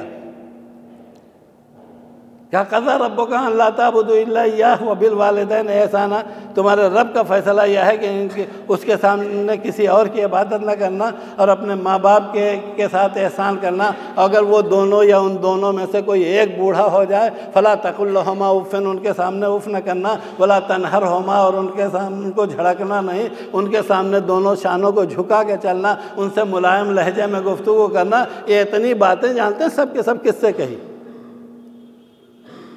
سب کہیں بیٹے سے، باپ سے کچھ نہیں کہا ابھی تک۔ اب اس کے بعد پھر بیٹے سے ایک ایسی بات کہہ دی جس پہ بیٹا تو بعد میں سوچے گا، باپ کو پہلے سوچنا پڑے گا۔ اس لیے کہ یہ سب کہنے کے بعد اب تاریخ کہتی ہے کہ بعض بیٹوں کے ذہن میں یہ خیال پیدا ہوا کہ اب ہم نے اتنا کر دینے کے بعد باپ کا حق ادا کر دیا، اور جا کے پوچھا کہ یا رسول اللہ کیا باپ کا حق ادا ہو گیا؟ معصومین سے بھی کئی مرتبہ سوالات ہوئے ہیں کہ باپ کا حق ادا ہو گیا، تو معصوم نے کہا نہیں۔ تو کہا پھر کیسے ادا ہوگا؟ کہا قل رب ارحمہما کما ربیانی صغیرا، ہر وقت کہتے رہو کہ خدایا ان دونوں پہ ویسی رحمت نازل کر جیسے پالا ہے۔ اب میں اس کا پھر دہراؤں، خدایا رب ارحمہما، ان دونوں پہ رحمت نازل کر، صرف رحمت نہ نازل کر، کما، ویسے ہی رحمت نازل کر جیسے انہوں نے پالا ہے۔ اب اس پالا کا ترجمہ اگر صاف لفظوں میں کہہ دیا ہے، خدائے ان دونوں پہ ویسی رحمت کر، رحمت نازل کر، جتنا محنت انہوں نے پالنے میں کیا ہے اتنا ہی اثر میرے دعا میں پیدا کر دیں، اتنا ہی اثر۔ اب اس کے بعد ہر باپ اپنے پالنے کا حساب کرنا شروع کرے، ہر باپ اپنے پالنے کا حساب کرنا شروع کرے۔ اور جب ہم لوگ اپنے پالنے کا حساب کریں گے تو بچوں سے زیادہ سزا کے مستحق ہم ہو جائیں گے۔ بیوی نے کہا کہ لڑکے کے پاس کپڑا نہیں ہے، اچھا والا خرید کے لائیے۔ آیا کہاں سے؟ کہ میچ کے نیچے سے۔ اب کما رب بیانی پڑھیے، اب کما رب بیانی کا ترجمہ کیجئے، جیسے پالا ہے تو اگر کپڑا جو ہے وہ والا پلایا ہے تو ویسے پالا ہے۔ دودھ پینا چاہیے، دودھ خرید کے لائے، کہاں سے خریدے؟ کہ ارے ہم نے جو ہے وہ ایسے لیا ہے۔ اب ترجمہ کیجئے کما رب بیانی، فوراً ترجمہ کر دیجئے۔ اس کا مطلب یہ ہے کہ اگر باپ کو بیٹے سے دعا لینا ہے تو پہلے اپنی پرورش کا حساب کرے، جیسی پرورش کی ہے کہے گا ویسے ہی دعا پہنچے گی۔ اور میں یہ بات اپنی طرف سے نہیں کہہ رہا ہوں، ہمارا اور آپ کا مشاہدہ ہے کہ جتنی اچھی پرورش ہوگی، جتنی اچھی پرورش ہوگی بیٹا ویسے ہی بنے گا، جتنی خراب پرورش ہوگی بیٹا ویسے ہی بنے گا۔ اور اس کی ایک چھوٹی سی مثال دینا چاہتا ہوں، اور وہ چھوٹی سی مثال وہ تو سننے والی ہیں نہیں جن کے لیے مثال زیادہ صادق آ رہی ہے۔ بہت سی مائیں ایسی ہیں کہ وہ بچوں کو ابھی وہ ایک کتاب اٹھانے کے لائق نہیں ہیں، ان کو یحمل اسفارا بنا کے انہیں اسکول بھیج دیتی، یعنی 20 عدد کتاب اس کے کندھے پہ لاد کے اور کہیں جا کے پڑھو۔ یہ 2 سال کی بچی کیا پڑھے گی؟ یہ 2 سال کا بچہ کیا پڑھے گا؟ تو اس کا مطلب آپ نے تربیت میں اس کی پشت کے اوپر بوجھ لادنے کا کام کیا ہے۔ اب جگہ آپ بڑے ہوں گے تو وہ بھی اگر وہی کام کرنے لگے گا تو کیا کرو گے؟ وہ کمزور تھی تو تم نے بوجھ لادا، جب تم کمزور ہوگے۔ ارے خوش قسمت ہے وہ باپ جو بوجھ لاد لاد کے جو ہے وہ انہوں نے بچوں کو پالا ہے۔ یہ اگر مجلسیں نہ ہوتی، یہ اہل بیت کے تذکرے نہ ہوتے تو ہم سب کے بچے ہماری پشتوں پہ بوجھ لاتے۔ یہ جو بچوں کو شریف آپ دیکھ رہے ہیں وہ انہی مجلسوں کا اثر ہے۔ اچھا ایک دوسری چھوٹی سی مثال دے دیں، لڑکا شرارت کر رہا، لڑکا شرارت کر رہا، اچھا یہ سب پہ فٹ ہوتی ہے، جتنے لوگ بیٹھے ہیں سب سنیں، سب وہ شرارت کر رہا ہے، اماں کہہ رہی بیٹھ جا۔ اچھا بچہ کہاں بیٹھے گا؟ اگر وہ اتنا ہی سمجھدار ہوتا تو بچہ کیوں رہتا؟ وہ بھی اماں کہلاتا یا ابا کہلاتا۔ بچہ کہلانا خود اس بات کی علامت ہے کہ اس کے پاس نہ تمہاری جیسی سمجھ ہے نہ تمہارا جیسے وہ ہے۔ تو اب ماں نے اپنی جان چھڑانے کے لیے جانتے کیا کیا چیزیں اس کو سنانا شروع کی، کہ بیٹھ جاؤ نہیں پولیس کو دے دیں گے۔ کس کو؟ پولیس کو۔ دوسرا کہ بیٹھ وہ بلی آ رہی ہے۔ دیکھیے یہ سب ہمارے گھروں کے سارے کام ہیں، یہ الگ سے کہیں نہیں ہے، اور اس کو اس ماحول سے زیادہ اچھا سنا بھی نہیں جا سکتا۔ آپ بالکل سبحان اللہ نہ کہیے، خالی اس ماحول میں سنیے اس کو۔ ادھر سے جو ہے وہ بچے نے شرارت کی لیکن وہ چھپ کے لی۔ اکثر باپ کو دیکھا ہے کہ جب وہ 40 سال کے ہو گئے کہیں چھپ کے لی ڈر کے بھاگنے لگتے۔ وہ تربیت کا پہلا نقش تھا، وہ تربیت کا پہلا نقش ہے جو 40 سال کی عمر میں بھی جو ہے وہ دل کے اوپر نقش ہے۔ آج بھی ہم سب دیکھیں ساری شرارتیں سڑکوں پہ کرنے رہیں گے، کوئی ایک عام آدمی آ جائے اس کو مارنے مرنے پہ تیار ہو جائیں گے، اور جیسے ہی ایک بچے نے پکار کے کہا بھاگو پولیس، اگر کوئی آدمی رکا رہ جائے تو بتائیے، بوڑھا ہے وہ بھاگے گا، جوان ہے وہ بھاگے گا۔ میں کہوں گا کیوں بھاگ رہے ہو؟ یہ تو ہوائی پولیس ہے۔ عزیزو یہ ہوائی پولیس نہیں ہے، یہ ماں کی تربیت کا وہ پہلا نقش ہے جو بچپنے میں دل کے اوپر چھاپ دیا گیا ہے، وہ جوانی میں بھی چھپا ہے، وہ بڑھاپے بھی چھپا ہے۔ اچھا چونکہ یہاں تو پولیس پیسے پہ مان جاتی ہے، یہاں لکھنؤ، الہ آباد، ساری جگہوں پہ پولیس پیسے پہ مان جاتی ہے، اس لیے وہ نقش تھوڑا سا کمزور ہے۔ اگر کوئی صاحب جو ہے وہ دبئی، ابو دھابی، سعودی میں رہے ہیں، اگر کوئی وہاں رہے ہیں، ان کے سامنے کہہ دیا شرطا، اگر ایک قدم گاڑی بڑھا دیں تو جو کہیے، جانتے ہو کیوں نہیں بڑھائیں؟ یہ اماں کی وہ بچپنے کی تربیت تھی پولیس کی، اسی پولیس کو عربی میں شرطا کہتے ہیں۔ اب اس کے پاس اس کی ہمت اتنی نہیں پائی جاتی۔ اب دعا کا ترجمہ کیا ہے، قل رب ارحمہما کما ربیانی صغیرہ۔ اگر ڈرا ڈرا کے پالا ہے، اگر ڈرا ڈرا کے پالا ہے تو بچہ کہہ رہا خدایا ایسی ہی مہربانی کر جیسے انہوں نے میرے ساتھ کیا تھا، میرے ساتھ کیا تھا۔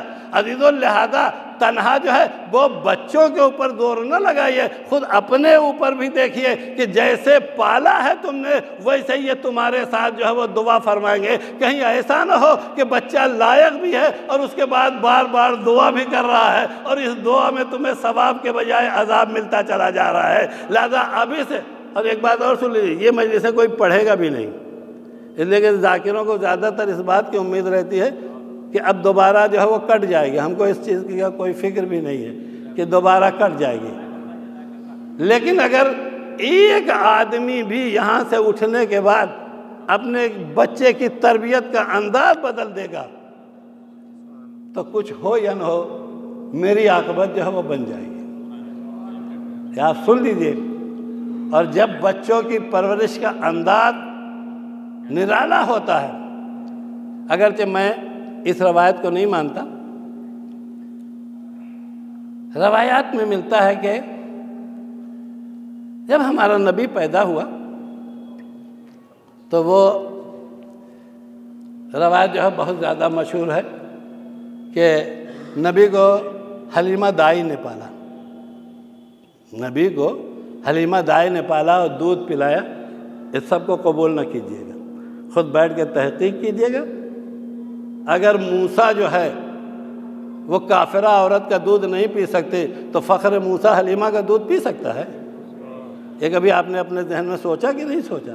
لیکن وہ ساری روایتیں ہیں۔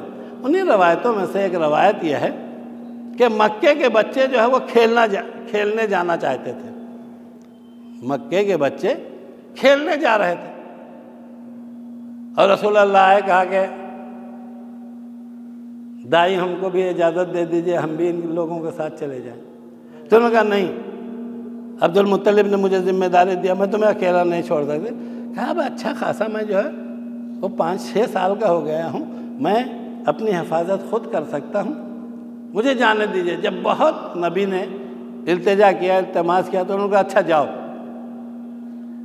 اب نبی جلدی سے تیار ہونے لگے۔ یہ جملہ آپ لوگوں کے لیے نہیں، ہم جیسے ذاکروں کے لیے زیادہ ہے۔ جب نبی تیار ہونے لگے اور گھر سے نکلنا چاہتے ہیں کہ ادھر سے دائی حلیمہ کی آواز آئی، کہا بیٹا محمد رکو۔ اب نبی رک گئے کہ ہم اب کیا ہے، اب تو آپ نے اجازت دی جانے کے لیے۔ اب میں اس زمانے میں اور روایت میں تو لکھا ہے کہ ایک کالا دھاگا لے کے آئیں، لیکن میرا ترجمہ ہے ایک گنڈا لے کے آئیں، ایک کالا دھاگا لے کے آئیں، اور لانے کے بعد نبی کے ہاتھ میں انہوں نے باندھ دیا۔ تو نبی نے کہا یہ کیا؟ تو کہا بیٹا تم باہر جا رہے ہو، میں یہ دھاگا تمہارے ہاتھوں پہ اس لیے باندھ رہی ہوں کہ یہ دھاگا تمہاری حفاظت کرے گا۔ نبی نے فوراً توڑ کے پھینکا، کہا میری حفاظت خدا کرے گا، یہ دھاگا تھوڑی کرے گا۔ اب میں سارے مومنین سے پوچھنا چاہتا ہوں، دھاگا حفاظت نہ کرے گا، حفاظت پروردگار کرنے والا ہے۔ لہذا ایسی ساری رسومات، چاہے وہ عزاداری کے نام پہ ہو یا کسی اور نام پہ ہو، یہ ساری رسومات اس لیے نہ کیجیے گا کہ یہ دھاگے حفاظت کریں گے۔ حفاظت کرنے والا پروردگار ہے، حفاظت کرنے والا ساکن غیبت ہے، حفاظت کرنے والے ائمہ ہیں۔ اس کے بعد دھاگوں پہ مرے جا رہے ہیں اور سب کے سب کہتے ہیں بہت بڑے مومن ہیں۔ اس کے بعد ہمارے بھائی حفاظت ہی اگر چاہیے، حفاظت ہی چاہیے تو آج نہ رسول اللہ مل سکتے ہیں، نہ کوئی امام مل سکتے ہیں۔ اب یہ جملہ جو ہے وہ آپ حضرات سب سنیں، آج اگر چاہتے ہیں کہ آپ کی حفاظت ہو تو جن بچوں کی ماں زندہ ہے، جن بچوں کی ماں زندہ ہیں، وہ اگر نکلنے لگے گھر سے تو ان کی ذمہ داری ہے کہ ڈیوڑھی کے باہر نکلنے سے پہلے اپنی ماں کے پاس جاؤ اور ماں سے جا کے کہو مادر گرامی میری حفاظت کی دعا کر دے۔ جیسے خدا حفاظت کرتا ہے ویسے ہی یہ ماں کی دعا بھی تمہاری حفاظت کرے گا۔ اور جن کی مائیں اس دنیا سے چلی گئی ہیں تو وہ جب گھر سے نکلنے لگیں گے تو ماں تو نہیں ہے کہ اس سے حفاظت کی دعا کریں، سیدھے ماں کی قبر کے پاس آئیں اور ماں کی قبر پہ کھڑے ہو کے کہیں مادر گرامی میں فلاں مہم پہ جا رہا ہوں، تمہاری ذمہ داری ہے کہ اپنے لال کی حفاظت کرو۔ عزیزو، یہ ماں اگر زمین کے اوپر ہو تب بھی حفاظت کرتی ہے، زمین کے اندر ہو تب بھی حفاظت کرتی ہے۔ جن کے پاس اتنے بڑے محافظ موجود ہیں، وہ ناروں سے حفاظت کروا رہا ہے، وہ کڑوں سے حفاظت کروا رہا ہے، وہ ان چیزوں سے حفاظت کروا رہا ہے۔ اس کا مطلب یہ ہے کہ کہیں نہ کہیں اندر سے دین کمزور ہے۔ میں کہوں گا میرے جوانوں، اچھا بڈھوں کے چکر میں آپ لوگ نہ رہیے، وہ خود سدھار لیں گے اپنے، اس لیے جیسے ہی قبر کی یاد آئے گی وہ خود ہی سدھر جاتے ہیں۔ لیکن تمہارے سامنے تو بھی تمہاری زندگی ہے، اسی لیے تمہیں ان ساری چیزوں سے خود سدھارنا ہے، اپنے سے سدھارنا ہے۔ اور یہ بات بھی سن لو، ہمارے جیسے کے علاوہ کوئی مولوی تم کو یہ ساری باتیں نہ بتائے گا، اس لیے کہ سب کے ساتھ یہ لگا ہوتا ہے۔ اگر مجلس جو ہے وہ پسندیدہ نہ ہوئی تو کیا ہوگا؟ آپ پسند کریں یا نہ پسند کریں، زہرا پسند کر لیں، بس اتنا ہی کافی ہے۔ بہرحال عزیزو، ایک ماں کے اور ایک باپ کے ایصال ثواب کی مجلس ہے، اور اس مجلس میں آخری جملہ کہہ کے ربط مصائب، اور وہ ان بچوں کے لیے ہے۔ ہمارے ہاں جب ماں باپ کا انتقال ہو جاتا ہے تو ہم لوگ ماں باپ سے متعلق زیادہ تر وہ کام کرتے ہیں جس میں ہمارا نام ہوتا ہے، جس میں ہمارا نام ہوتا ہے۔ مرنے کے بعد دوسرے دن سیوم، کہ وہ والا چنا لانا جس میں چھلکا نہیں ہے۔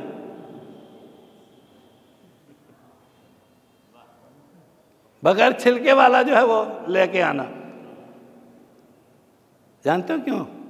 اس لیے کہ بات کیا کہ ارے کیا اچھا چنا باٹا تھا، اس میں ابا کو کیا ملا، اچھا تو آپ کو ملا نا۔ اس کے بعد جو چہلم کا اعلان ہوا، بھیا میں یہاں تو نہیں جانتا، اس لیے کہ یہاں بہت زمانہ ہو گیا، ابھی بتایا 42 سال بعد آیا ہوں، یہاں نہیں معلوم ہے کہ چہلم میں کیا ہوتا ہے۔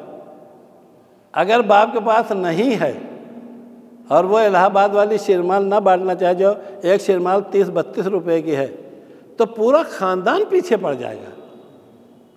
ارے توہین کراؤ گے، یہ ہو جائے گا، وہ ہو جائے گا۔ اب بیٹا کیا کرے، شیرمال بانٹے گا، اور جب شیرمال بڑھ چکے گی تو گیٹ سے نکلتے ہوئے ہر آدمی کہہ رہا ہے ارے کیا سڑی شیرمال خرید کے لے آئے۔ یعنی اگر برائی ملی تو تم کو، اور اگر شیرمال اچھی ہو گئی تو کیا شیرمال بانٹ دیا ہے۔ اس باپ کو کیا ملا، اس ماں کو کیا ملا؟ شیرمال تو آپ کو ملی۔ میں یہ نہیں کہتا کہ آپ نہ بانٹیں، لیکن اس کے ساتھ ساتھ وہ کام بھی کریں جو صرف باپ کے لیے ہے، جو صرف ماں کے لیے ہے۔ چونکہ میں اپنے چچا کے بارے میں جانتا ہوں، میں سن 74 میں یہاں آیا تھا، اس وقت سے لے کے مرنے تک میں ان کی ہسٹری جانتا ہوں۔ وہ آدمی ایسی جگہ کے اوپر ان کی پوسٹ تھی کہ جہاں مسلمان کا کچھ نہیں ملتا تھا، تو اسی لکھنؤ سے جو ہے وہ چنا اور لائی لے کے جاتے تھے، ہفتوں چنا اور لائی پہ گزارتے تھے۔ آپ سوچیں ان کی زندگی ہم نے دیکھی ہے یہیں۔ وہ دور بھی میں نے دیکھا ہے کہ جب اعلان ہو گیا تھا کہ ہر سرکاری نوکر کو جو ہے وہ ایک کیس دینا ہے نس بندی کے لیے، انہوں نے سسپینڈ ہونا قبول کیا، لیکن کہا میں حرام کام نہیں کر سکتا۔ لیکن کوئی دیکھے یا نہ دیکھے، پروردگار دیکھتا ہے۔ میں ایک دن نازمیہ سے، ہم لوگ پیدل آیا کرتے تھے ان کے گھر، نازمیہ سے جب آیا تو دیکھا کہ میری چچی بہت خوش ہیں۔ میں نے کہا چچی آج کیا ہو گیا؟ تو انہوں نے پلٹ کے کہا بیٹا تم نے سنا نہیں، آج تمہارے چچا کا نوکری بحال ہو گئی، اور صرف بحال نہیں ہوئی، ان کو پروموشن بھی مل گیا۔ انہیں جانتے کیا تھے؟ وہ سیل ٹیکس آفیسر بن گئے تھے، اور ان کی پوسٹنگ جانتے کہاں ہوئی؟ ہاں، اور وہ چیک پوسٹ ایسا ہے جو بوروں میں نوٹ کمانے کا چیک پوسٹ ہے۔ ایسے چیک پوسٹ پر رہنے کے بعد میرے چچا نے ایک نیا پیسہ کسی سے نہیں لیا۔ تو یہ کیسے مان لیں جو اتنا ایماندار ہو، اس نے نمازیں چھوڑی ہوگی، اس نے روزے چھوڑے ہوں گے۔ لیکن میں ہر بیٹے سے کہہ رہا ہوں یہ سب کام آپ کریے، ایسا نہیں کہ آپ سماج سے الگ ہو جائیے۔ سماج سے الگ ہونے کے لیے دین نہیں کہتا، لیکن دین یہ بھی تو کہہ رہا ہے ذرا ایک دن بیٹھ کے سوچو میرے باپ کی کتنی نمازیں قضا ہیں، میرے باپ کے کتنے روزے قضا ہیں، میرے باپ کے پاس پیسہ تھا، حج کیا ہے یا نہیں۔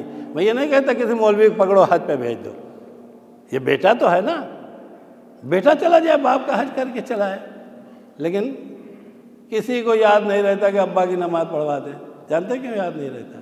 لیکن ابا کی نماز جب پڑھوائیں گے تو مولانا کے پاس چپکے سے آئیں گے، مولانا نوٹ کو چپکے سے جیب میں رکھیں گے، اس کے بعد ڈھونڈ کے ایک آدمی کو لے کے آئیں گے، تنہائی میں اس کے حوالے کر دیں گے۔ کس نے جانا؟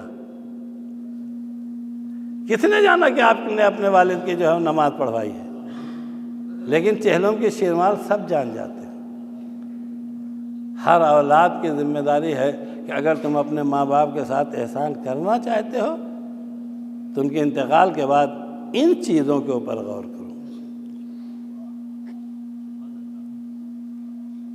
ان ظاہری چیزوں کے اوپر زیادہ محنت کرنے کا کوئی وہ نہیں۔ یہ تو ماں باپ ہیں۔ دین ہم سے اور آپ سے جانتے کیا کہتا ہے؟ پہلے ہی مطالبہ کیا کہ جب دفن کرو تو نماز وحشت پڑھو۔ کیا رشتہ ہے ہمارا؟ ہمارا اس سے کیا رشتہ ہے؟ کوئی رشتہ نہیں، صرف ایک رشتہ ہے جس رشتے کا نام ہے رشتہ ایمان۔ اس کے علاوہ کوئی رشتہ نہیں۔ رشتے ایمان کی بنیاد پہ ہم سے کہہ رہا ہے کہ ان کی جو ہے نماز وحشت کرو۔ رشتے ایمان کی بنیاد پہ کہہ رہا ہے کہ اس کے مجلس سیوم میں جاؤ، اس کی مجلس چہلم میں جاؤ۔ عزیزو، جب ایمان اتنا مستحکم ہے تو جس کے بعد ایمان کے علاوہ جو ہے وہ بیٹے ہونے کا بھی رشتہ ہو، ایمان کے علاوہ بیٹی ہونے کا رشتہ ہے۔ ارے کچھ نہیں کر سکتے ہو تو شب جمعہ میں 2 رکعت نماز ہدیہ والدین ہی پڑھ دیا کرو، ہدیہ والدین ہی پڑھا دیا کرو۔ اس لیے کہ ماں نے بڑی زحمتوں سے پالا ہے ہمیں اور آپ کو۔ ہم تو وہ جان ہی نہیں سکتے کہ کس زحمت کو، اس کے لیے صرف ایک لفظ کافی ہے۔ عورتوں نے آگے کہا کہ مردوں میں کون سی خصوصیت ہے کہ ان کو شہید کہا جائے؟ تو رسول اللہ نے ایک جملہ کہا نہیں تم میں بھی خصوصیت ہے، لیکن میدان شہادت بدلا ہوا ہے۔ جو میدان میں جا کے مر جاتے ہیں وہ مرد شہید ہوتے ہیں، جو مجاہد کو پیدا کرتے ہوئے مر جاتی ہے وہ شہیدہ کہلاتی ہے۔ اب آپ سوچیں کتنی عظمت ہے ماں کی۔ لیکن ان ساری عظمتوں کے ساتھ ایک جملہ کہنے کا دل چاہتا ہے، یہ سارا پیار، ساری محبت، سب کچھ ماں کا تب تک ہے جب تک کہ ماں اس دنیا میں ہے۔ لیکن جب ماں اس دنیا سے چلی جاتی ہے تو ماں محبتیں کرتی ہے لیکن ہم دیکھ نہیں پاتے۔ ماں پیار کرتی ہے، باپ پیار کرتا ہے، لیکن ہم دیکھ نہیں پاتے۔ تاریخ انسانیت میں صرف ایک ماں ہے،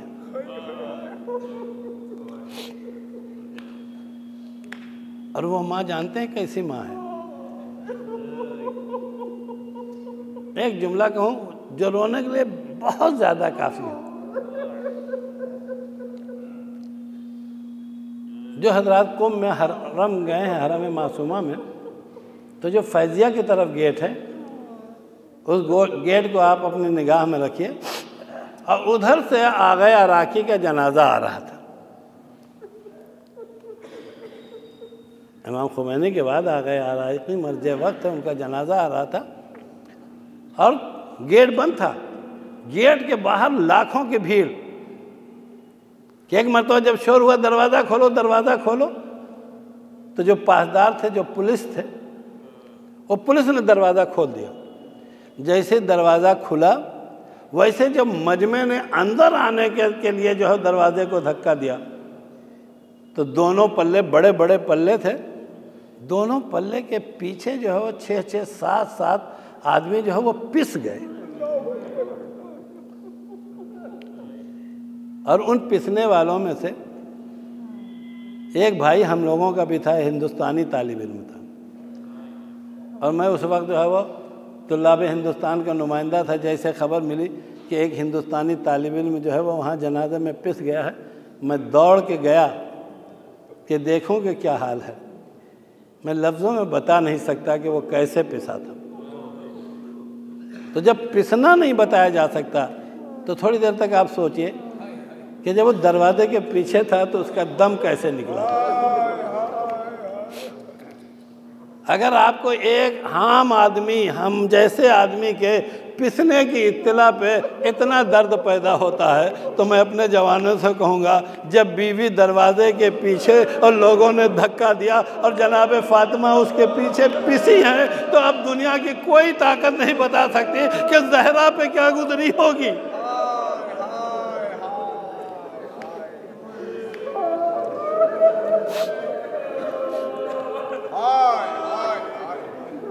خدا ان آوازوں کے اوپر رحمت و برکت نازل کرے۔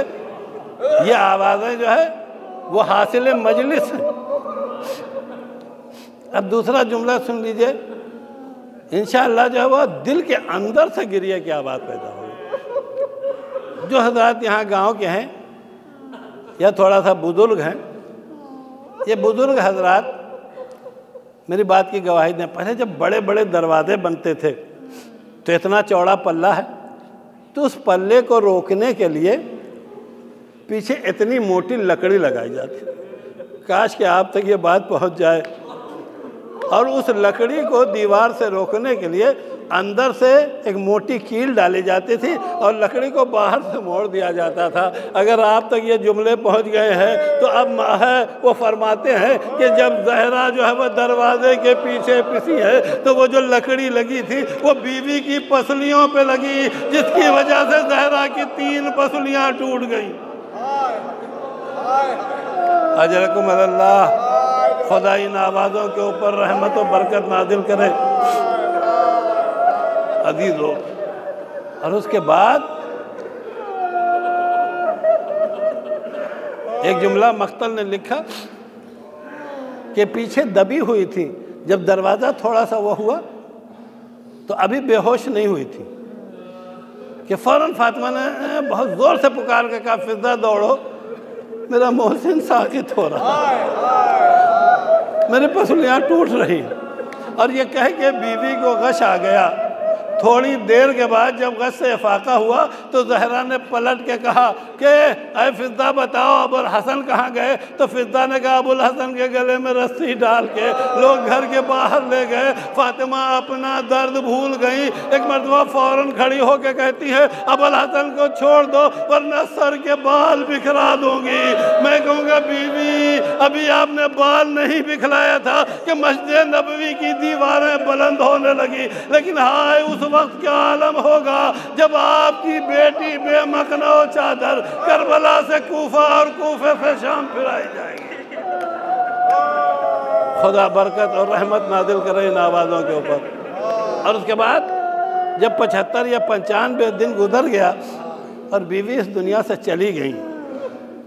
دیکھیے اس زندگی میں بیوی جو اپنے بچوں سے محبت کرتی تھی اس کا انداز جانتے کیا ہے؟ بی بی حسنین کو بلاتے تھے، کہتے بچوں مجھے پکڑ کے جو ہے وہ بیت الاحزان تک لے جاؤ۔ اور بیت الاحزان تک جانے کا جو طریقہ بعض علماء نے بتایا ہے، ایک ہاتھ حسن کی گردن میں حمال کرتی تھی اور ایک ہاتھ حسین کی گردن میں حمال کرتی تھی۔ چلتی تو تھی لیکن سیدھی کھڑی نہیں ہو پاتی۔ اس کی وجہ جانتے کیا؟ یہ ٹوٹی پسلیاں فاطمہ کو سیدھا ہونے نہیں دیتی. اسی لیے مقتل میں جملہ کہا ہے کہ جس وقت علی ابن ابی طالب جو ہے وہ غسل دینے کے لیے اندر گئے اور جو ہے وہ مکھنا جو ہے وہ بالوں سے ہٹایا تو عجب منظر دیکھا کہ 18.5 سال کی فاطمہ کے بال سفید ہو چکے ہیں. فاطمہ کی کمر جھکی ہوئی ہے.